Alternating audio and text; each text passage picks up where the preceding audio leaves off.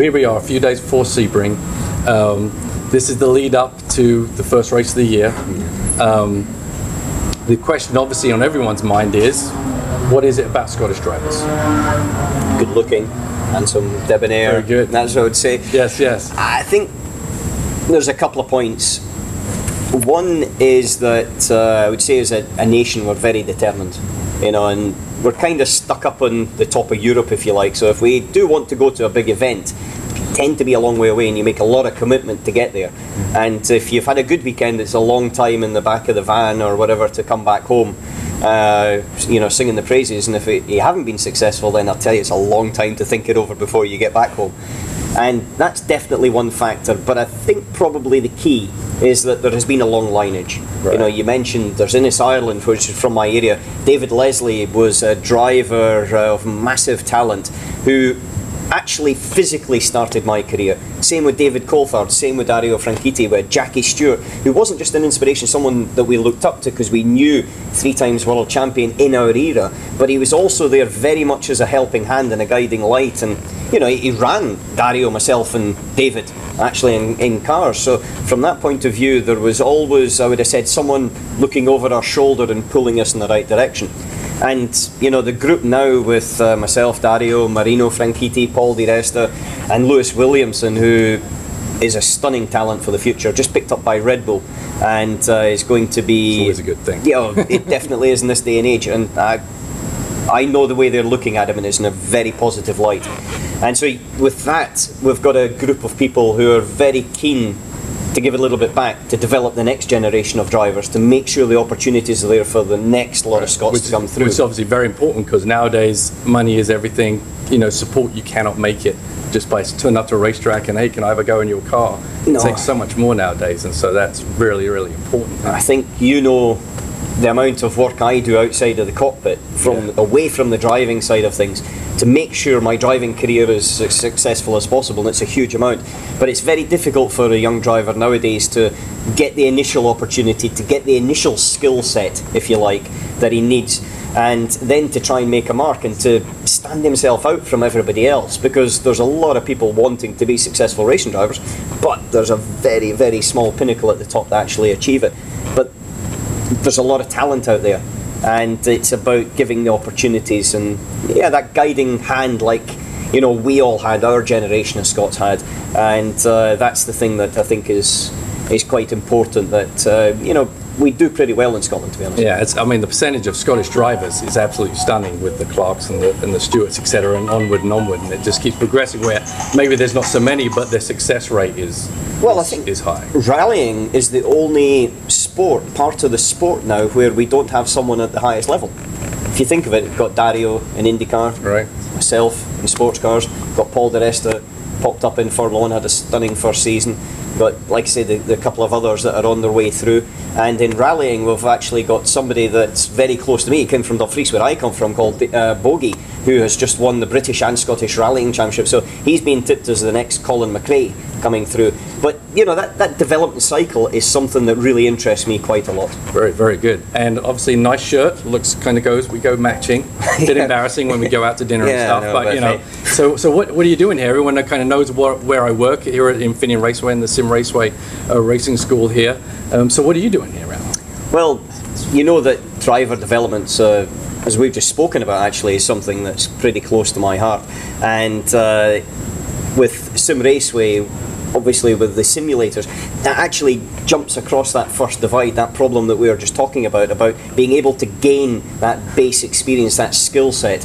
And from my point of view, that's one key part of the element of the association with Sim Raceway. And then, you know, you've been involved in the school here for such a long time, such a successful one, that the synergy between developing the skill set online and then actually in sim and then bringing it onto the on-track stuff is a perfect side. And if me, with my experience of sports car racing, can add those little extra touches to the cars and to the experience, if you like, then I think it'll work extremely well. But right now, I'm pretty excited about it all. Oh yeah, it's great stuff. So with Formula One, they have to use a lot of simulators because of the testing rules. In Le Mans series, maybe not as much. But how do you utilize simulators in building up to a race? Oh, we use simulation a tremendous amount. That's from the initial development of the car, design development phase, through to reliability testing, whether it's a simulation on a test rig, for example, for the gearboxes or the engine or whatever it may be. And that increases when you've got things like e-tron Quattro coming along. And then as well, we've got simulation for preparation for the race, to make sure that when we get there we're 95% of where we need to be. And the last 5% is tickling. The last 5% is the variables of the weather, is of the track, and all of these other things.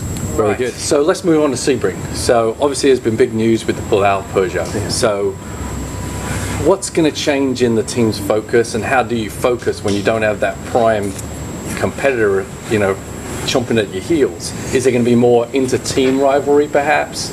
I think it's a tricky one, actually, because when Peugeot pulled out, it was right at the last moment, and I think it was a big surprise to everybody and to them. So it wasn't a motorsport decision; it was corporate, right from the top down. And yeah, it certainly, as I said, it shocked us.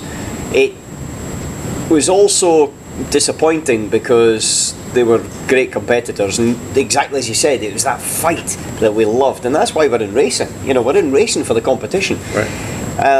Certainly when we come to Sebring, we don't have Toyota there yet, and I'm very sure Toyota will replace Peugeot in that sort of competition battle without a doubt. I know them very well from past experience, and I know that they want Le Mans because they've never won it before, and in Japan that's a huge prize.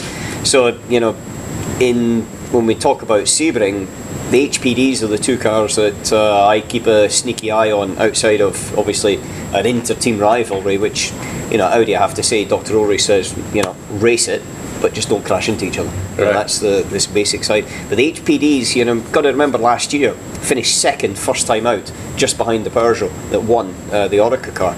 So from that point of view, it proved that it was reliable, and it proved that base was very fast, and they've sort of tweaked the aero and done a few bits and pieces since then, so I would expect them to be very strong, but I just don't know how strong just yet. I mean, obviously Sebring's a big event in itself, yeah. But it's always been the prelim to the ultimate prize, which is Le Mans. Yeah. So obviously it wouldn't be very good for you to just kind of tool around and think, oh, we're not going to be doing that. You're not going to learn anything, right? The other thing is, you're not going to learn anything. We've always used Sebring as a test for Le Mans, not just necessarily for the car, but also for the drivers and the engineers, mechanics, everybody. Now more so than ever, because we're running 4 cars at Le Mans, and we've got 3 at Sebring.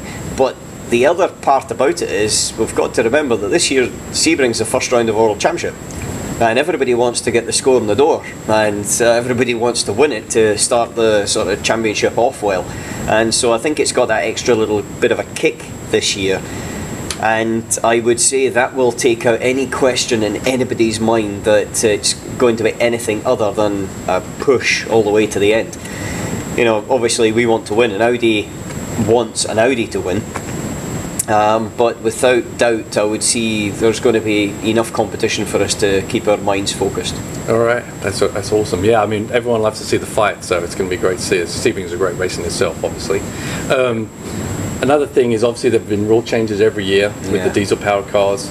How has that affected your racecraft in the car, with the different horsepower, with maybe the cars you used to be able to scream by? Actually, the horsepower is a little more even now, and plus also, how is your maybe driving style changing with the e-tron version of the Audi? Going to the changes, if you go back to 2007, we had significantly more horsepower. We had a 5.5 litre V12 twin turbo at that point, and now we've got a V6 3.7 litre single turbo. So if you just look at it purely from that point of view, we certainly have had a push towards efficiency, and LMP in general has been slowed down in pure straight line speed. Horsepower figures came down because of that, and at the same time the GTs have not really changed. If anything, they've gone a bit quicker. And so what that has effectively done is it means that we all kind of go down the straight at a similar speed, but when we get to the corners, we can be 50 mile an hour quicker. Like turn 17, we're a huge amount quicker than a GT car. So everybody sort of concertinas at the one point. Right. It's been actually quite different to get used to. I'd have said that in the past you would sort of come up to the corner and you would attack it, you'd brake hard, get the car turned, and you would power out. The main thing was getting the power onto the ground. But now you don't have that power. You know, we're roughly this year, because we've had another reduction again, we're down to about 510 horsepower. And that's significantly less than what we had just a couple of years ago. So you don't have that power, so you've got to try and carry the speed to keep the momentum going. Still a 900 kilo car, keep the momentum flowing, which is more like the style I had when I was racing Formula 3. That's what I was going to say, yeah. Yeah, it's a junior formula category style and mentality, as opposed to what I have been so used to for a long period of time. And also all the people around and about me, you know, we've been used to big heavy cars, lots of downforce, big power, brake, turn, go. And now it's a case of just trying to coax it and keep the momentum going. But when you've got a car in front of you, you kind of got to sit there and wait, but you don't have the power then to overtake. Right. It's changed the dynamic quite a lot, I have to say, of driving, but also of the race. However, just to sort of give that a balance, as a driver we always want more. You know that, it's the same with you. You want more power, you want more grip. Right. But it's been very interesting challenge for the manufacturers to be able to make engines that are more efficient and not just necessarily go down the same old routes that they used to. And ultimately the e-tron Quattro is a result of those regulations, and I would have said the squeezing of reduction of sizes and horsepower to something that we have to maybe think a little bit laterally. So it's maybe been a good thing in the long term, but just sometimes the excitement of driving the car has changed a wee bit. Yeah, they never make it easy, do they? That's for sure. Especially if you've had so many great results, you know. Yeah. I think this year as well, you've got they're always trying to performance balance, and that's perfect. In fact, before I came to racing the US, I thought it was ridiculous. Performance balance, you get a set of regulations, and the best person basically builds the best car, wins the race. Right. Basic laws of racing. However, after racing over here and realising how the battles initially with the Porsche and the LMP2 and us in LMP1 with the R10, here's some of the brilliant races. You know, we won Petit, Dindo and I won Petit by 1 second, and then 2 weeks later we won Laguna Seca by half a second. Yeah. And it was dicing all of the time, and that's when I appreciated that the show is very important. And over the last few years they've obviously had to work to try to, I would say, help some of the privateer teams, you know, fight against the factories, which is obviously going to be very difficult because of the resources available. Can be a slippery slope though sometimes, that's for sure. Well, you know, you've got to be quite clever about the way you do it, and I'm very glad that I'm just driving a racing car and not actually making those rules up, because you can't please everybody all the time. That I know for sure. Yeah, I mean, speaking of rules, obviously you drove Formula 1 too. Yeah. There's been a lot of talk about the show, as you just talked about there in Formula 1, and I myself hate DRS. It's an abomination in my view of pure racing. Yes. But there's been lots of other rules obviously with the KERS and with the tyres, etc. What's your opinion on the Formula 1 rules as they're going? Obviously the step noses this year, for sure. Obviously the prototypes now are the best looking race car in the world. Step nose. You know, the first thing I saw when I saw the first car being launched, I thought Joe Bugner. Yeah. You probably won't know that. He's a British boxer from our era when we were growing up as kids, and he had a broken nose, and it just looked, it was Joe Bugner for me.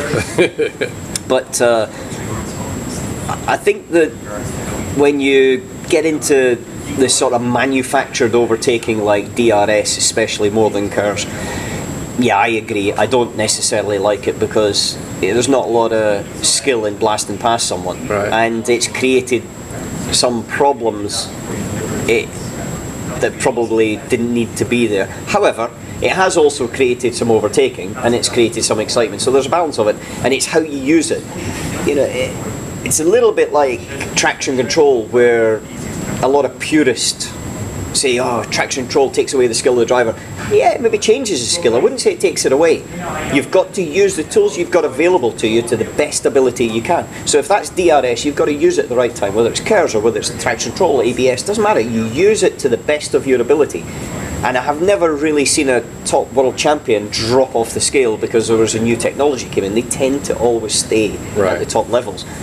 However, I do think that now the biggest difference has been the tyre. I think there's been a change in the circumstances of how teams and drivers have had to think about the tyres. Previously, you know, it was a 15-20 minute sprint on a set of tyres, get rid of them, next one. Right. And you would run through the race. You never had a thought about tyre conservation, and now you do. Now you've got 4-second drop-offs. We saw, you know, just from testing, Schumacher in Barcelona, from his fastest lap to lap 5 was a 4-second difference. And that means that the driver has really got to start to think about the way he's working and loading the tyre, which hasn't been the case in recent past. It's still in the driver's hands. I mean, that's a skill unto itself, as you said. Well, you know, over here you see it probably more in my latest experience at Daytona 24 Hours. You know, the tyres don't last the stint. If you nail them, they just die. And as a driver, you don't like it because it slips and slides around and you want them to be able to last. But I have to say, as a show, it means that you've got to think about it and you've got to start to feel it and you've got to place the car. And sometimes you just give up positions on the first lap because you don't want to overload the tyre when it's not ready. And that's where, going back to Michael actually, that's where if you look at him, he didn't qualify as well as Nico Rosberg, but in the races he was very clever and he was able to get his car with his tyres to the end of the race, generally in front in the latter half of the season. And that was, I think, because he was thinking about tyre conservation, probably because he'd maybe grown up with it a little bit before. And Nico's never had that in his career. It's always just been flat out, nail it and let's go. Yeah. Now, talking about the degradation, obviously, of the Pirellis of Formula One, tyres are a lot different in the prototypes now. So how does that compare? Because you can double stint, triple stint now. Well, we've got an open tyre formula, so we can do as much tyre testing as we can. We can develop tyres. We've got different tyres for different conditions, circuits, and things like that.